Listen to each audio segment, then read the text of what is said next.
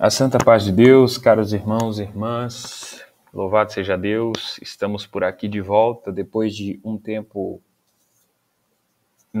que eu não consegui gravar, mas o Senhor deu a graça de darmos continuidade, apesar de já estarmos no final do ano.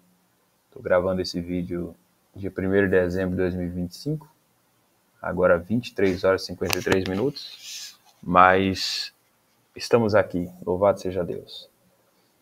Nós, dando continuidade à exposição dos pontos de doutrina, hoje falaremos do ponto de doutrina número 7, que trata da continuação dos dons celestiais para a edificação da igreja.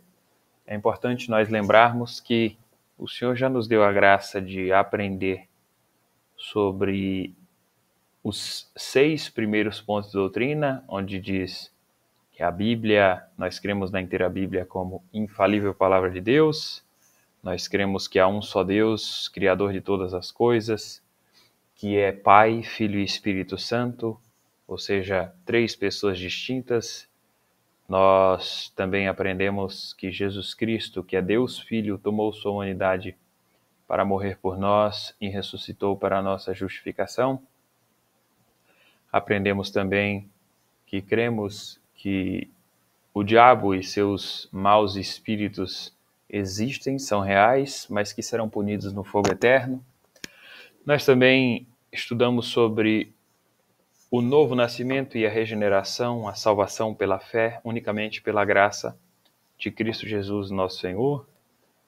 E também já conseguimos ver sobre o batismo na água, que é o primeiro sacramento que é observado aqui nesses pontos de doutrina.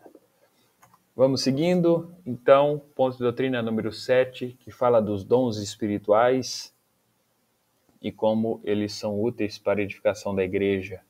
Diz assim o ponto de doutrina: nós cremos no batismo do Espírito Santo, com evidência de novas línguas, conforme o Espírito Santo concede que se fale. As referências que nós temos está escrito em Atos 2, versículo 4, Atos 10, versículo 45 ao 47 e Atos 19, versículo 6. E dizem assim, Atos 2, versículo 4, e todos foram cheios do Espírito Santo e começaram a falar em outras línguas, conforme o Espírito Santo lhes concedia que falassem. Atos 10, 45 a 47. E os fiéis que eram da circuncisão, todos quantos tinham vindo com Pedro, maravilharam-se de que o dom do Espírito Santo se derramasse também sobre os gentios, porque os ouviam falar em línguas e magnificar a Deus. Respondeu então Pedro, pode alguém porventura recusar a água para que não sejam batizados esses que também receberam como nós o Espírito Santo? E Atos 19, 6 está escrito, impondo-lhes Paulo as mãos, veio sobre eles o Espírito Santo e falavam em línguas e profetizavam. A partir daqui, nós podemos ver que há uma ênfase no dom de novas línguas, mas a partir dessa exposição nós vamos aprender sobre a diversidade de dons que a Escritura nos diz. E aqui partindo para os destaques ponto a ponto, o que significa o batismo com o Espírito Santo? O que é essa maravilha que Deus nos concedeu? O batismo com o Espírito Santo, ele é citado nas Escrituras, ali na parte que fala de João Batista, quando ele começa dizendo, e eu em verdade vos batizo com água para o arrependimento, mas aquele que vem após mim é mais poderoso do que eu, não sou digno de levar as suas sandálias. Ele vos batizará com o Espírito Santo e com fogo. Em sua mão tem a pá, e limpará a sua eira, e recolherá no celeiro o seu trigo, e queimará a palha com fogo, que nunca se apagará. É um versículo, na verdade são 2 versículos compridos, mas que contextualizam o que significa o batismo com o Espírito Santo.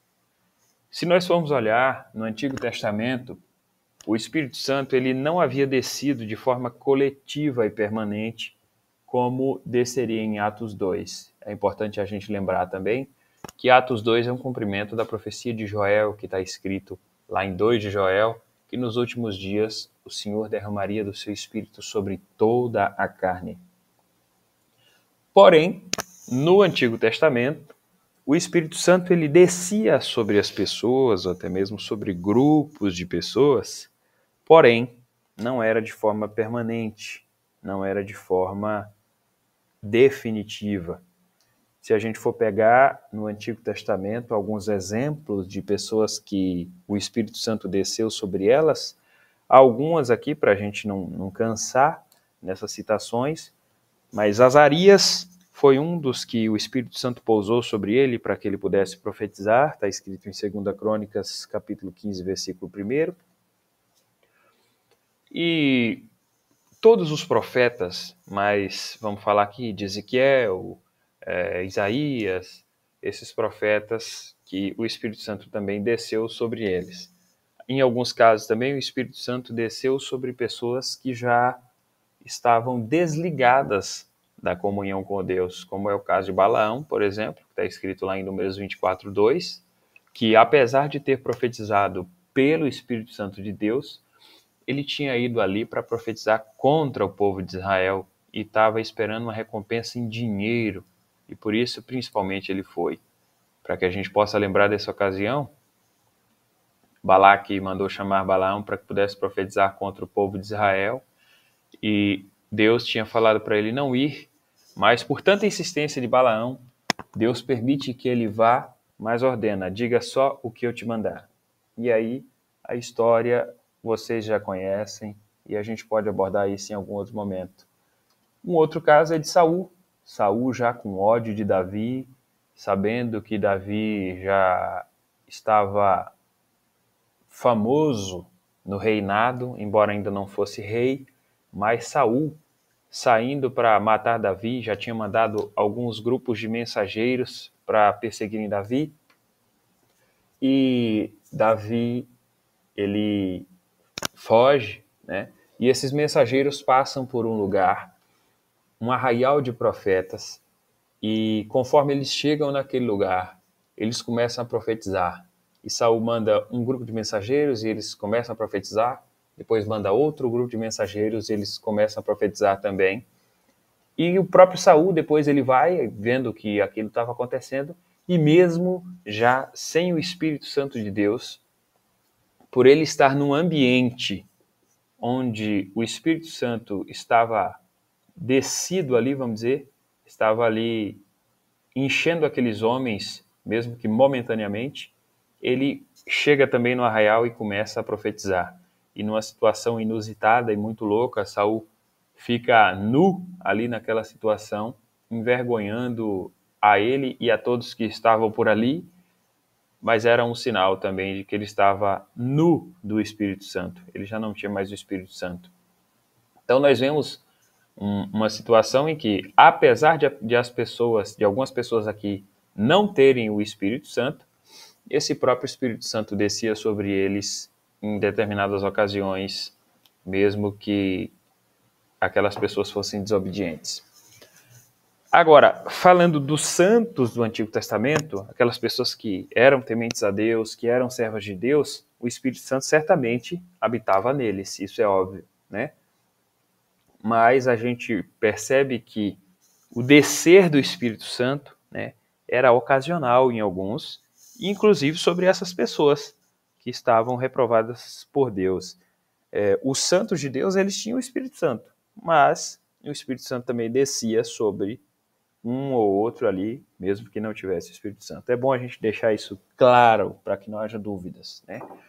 Agora, no Novo Testamento, onde a promessa da descida do Espírito Santo ela é concluída, esse Espírito Santo ele vem permanentemente e de forma envolvente. Ele vem para tomar todo o corpo.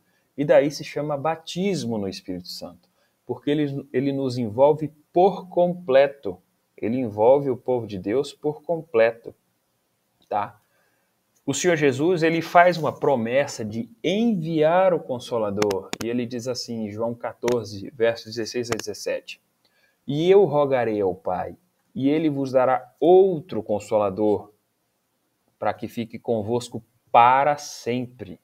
o Espírito da verdade, que o mundo não pode receber, porque não o vê e nem o conhece, mas vós o conheceis.